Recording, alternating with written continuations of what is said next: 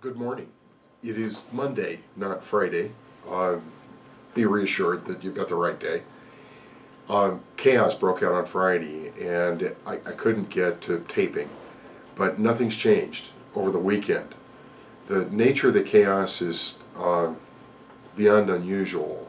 I don't think anybody in the markets has seen a disconnect of the kind that we see now, meaning so much contradictory information, so many contradictory policy ideas, and trying to make sense of it for real estate brokers and home buyers. Keep it short.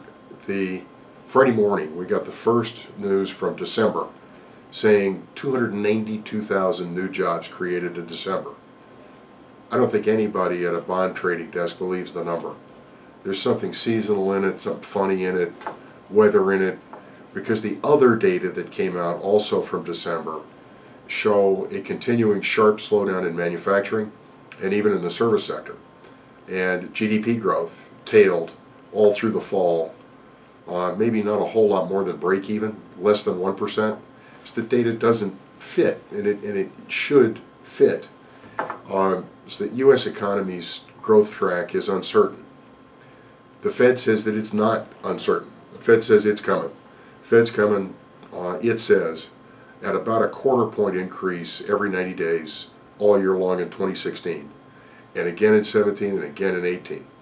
Once again, bond trading desks, the financial information we track all day long, says that nobody in the markets believes the Fed.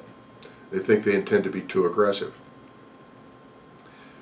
That part makes a certain amount of sense because it's just confined by the United States. What doesn't really make any sense at all is what's coming out of China. That is, it makes sense what's coming out of China, but it doesn't fit with the Fed. The Fed is the only central bank in the world with an intention to raise its interest rate, to tighten policy. Everybody else is either in easing or emergency easing or hysterical easing. And to have the United States doing this while the rest of the world is doing that, I've never seen that before, not at any time. There's been times when the United States has stayed put while the rest of the world is in some trouble, but not like this. China, I don't speak Mandarin. I haven't been to China, but the mathematics of economics prevail pretty much everywhere. And the Chinese economy is slowing more than public information would suggest.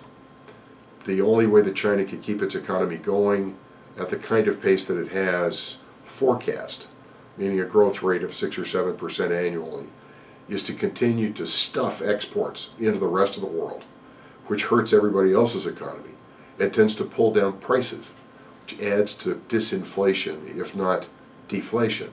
And so, sit here Monday morning.